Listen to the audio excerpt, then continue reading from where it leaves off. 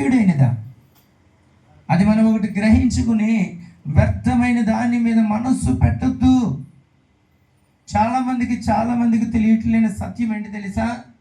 వాక్యం చెప్పింది నిన్ను దీవించాలంటే దేవుడి వాక్యం చెప్తుంది. 23 చదవసరులు 23 సామెతల గ్రంథంలో రాయబడి ఉంది.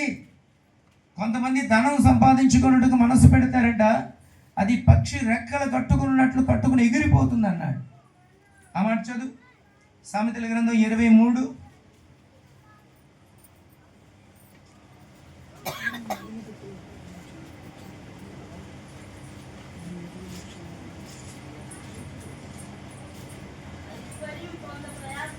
అది ఐశ్వర్యము పొంద ప్రయాసపడకము,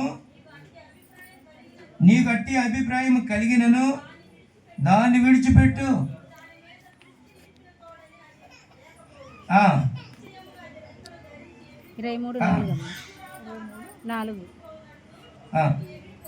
అది ఎంత ఆశ్చర్యమైన మాట చూడండి.